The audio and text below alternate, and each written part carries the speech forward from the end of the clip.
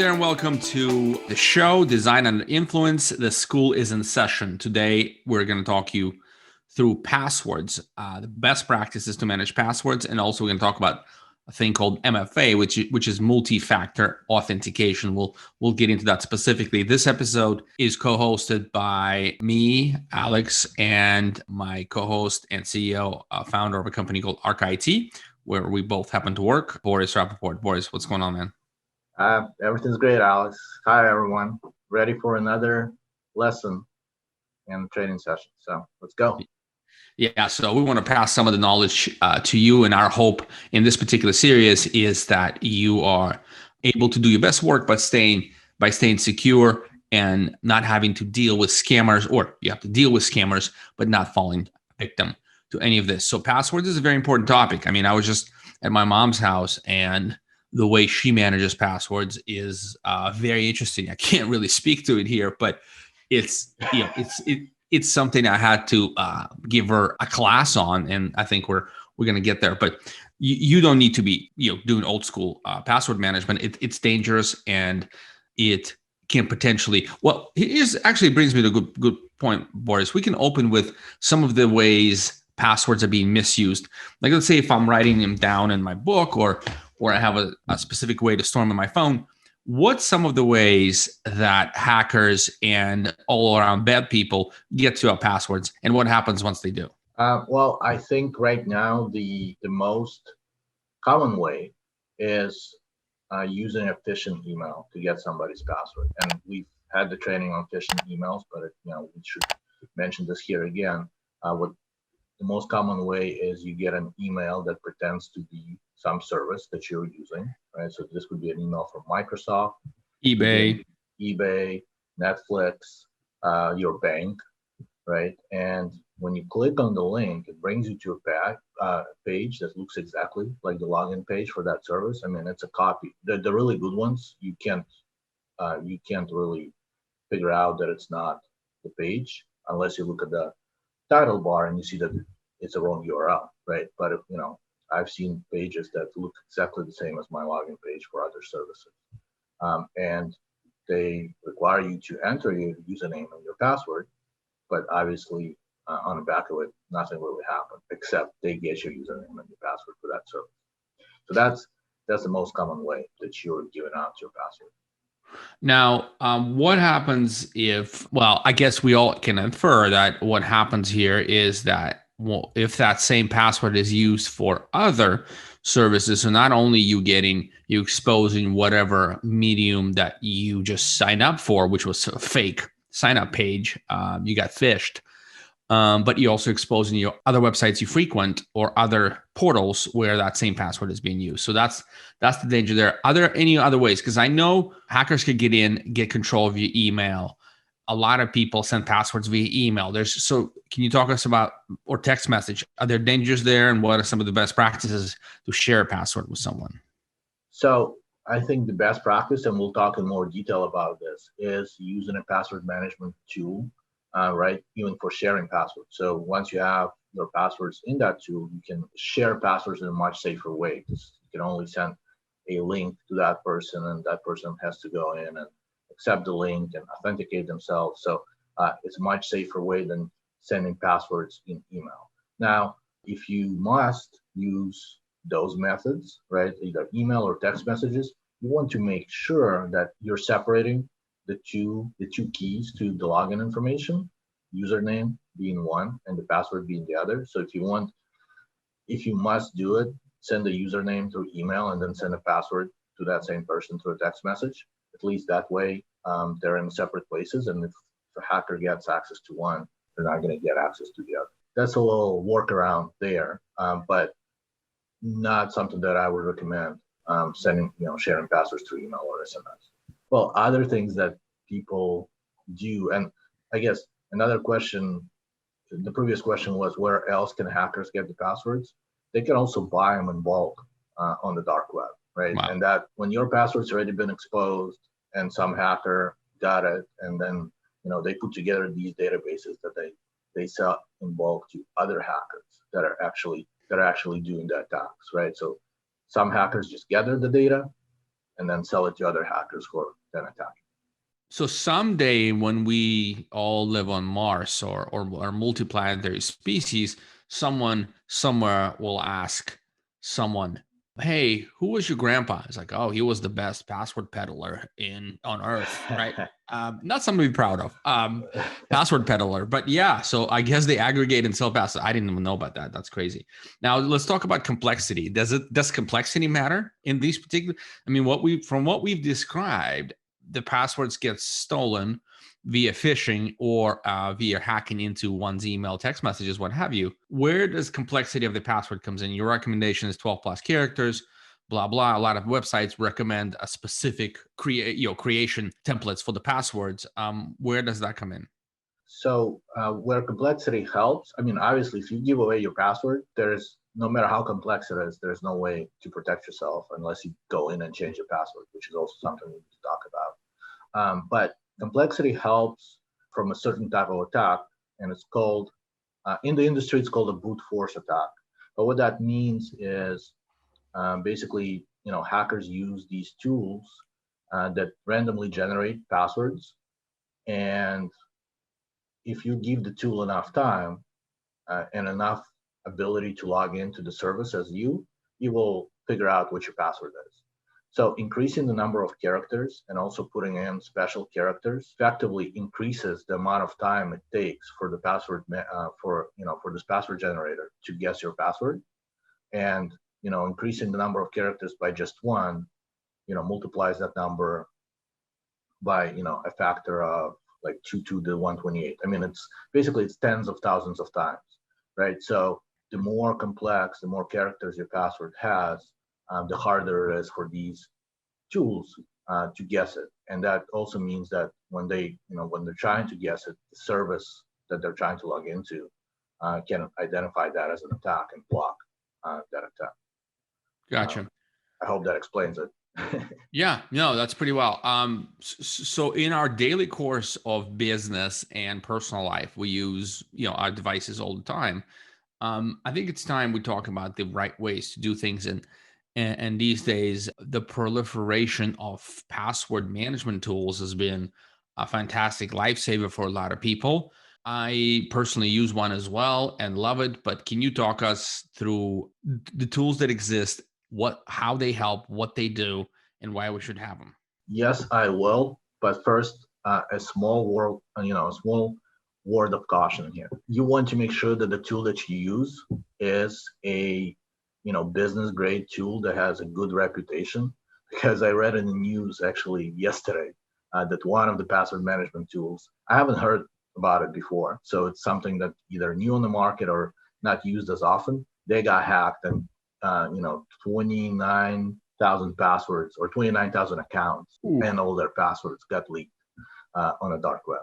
So you want to make sure that if you are using a password manager, you're using a respectable tool, a business grade tool, right? So even for personal use. So like LastPass, it's LastPass for business first. They also give you a free version for personal use. So some of the ones we're going to mention here are LastPass, Dashlane, or OneLogin. Those are the three tools that I think. Is it one login or one password? It's actually OneLogin. One login, gotcha. I think there's one password as well, but the one for business uses OneLogin. Got it. Yeah. So, and those are, let's just focus on those three, and we'll use LastPass as an example for all of these. But if you're using any of the other two I mentioned, then it'll be fine as well.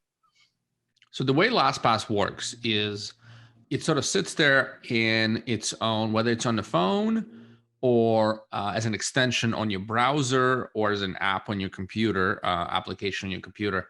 And so what it does is when it detects that you are typing in login, or when you are in the login page of any website or portal, it sort of automatically suggests to remember the information you're logging in. That's how you kind of set it up. And then you can create folders and organize the information in various ways. But the point is it uses facial recognition on your phone as well. So you are able to type, and this was the kind of downside of it for a couple of years. Using it on the phone was not very convenient because you have to go into the application itself, look up the password, copy and paste it into the whatever app you're logging in on the phone. Now it actually integrates with just about everything, and it uses face ID, which is again quite amazing. The best thing about it is its simplicity. Now there's still one master password that you have to remember, right? So there's a master password to LastPass that gives you access to all your passwords. And if you forget it, that's a problem. It's like I said, I was helping my mom recover her LastPass, and that was virtually impossible. So the good news is that it's very secure, and it's very difficult to get your master password. Bad news is it's very secure. It's very difficult to get your master password. So you may get yourself locked out.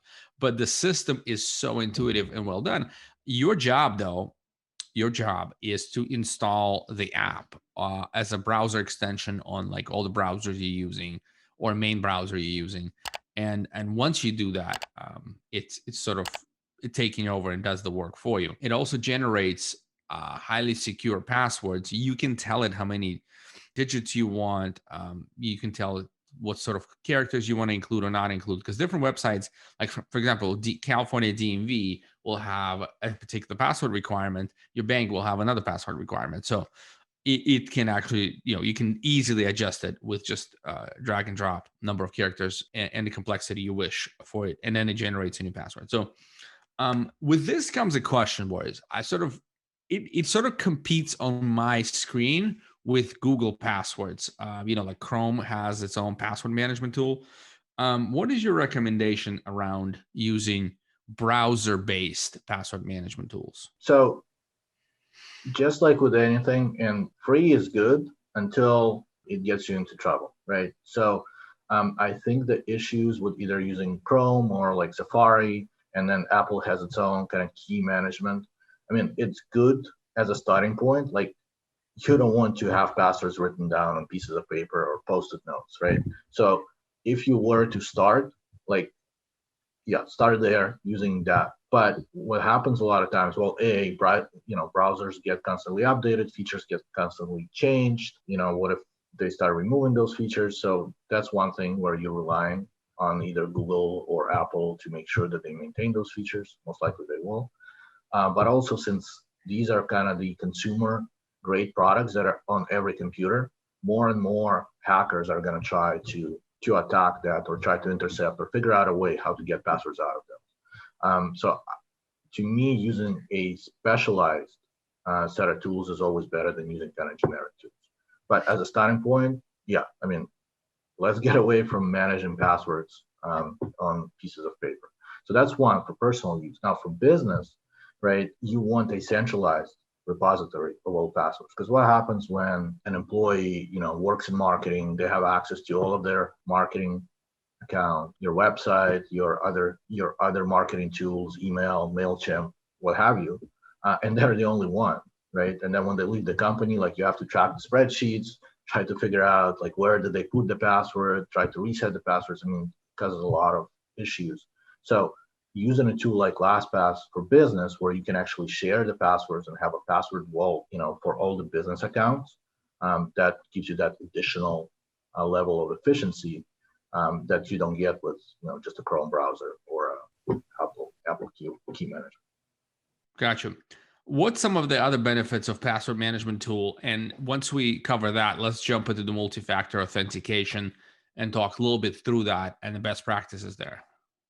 Well, so one is like LastPass has something that's called a security challenge. I think all three that I've mentioned have something like this, is where they use AI to kind of look at all of your accounts that you store in there and tell you if you're meeting, the best practice requirements. Like, are your passwords too weak? They'll show you which accounts have weak passwords.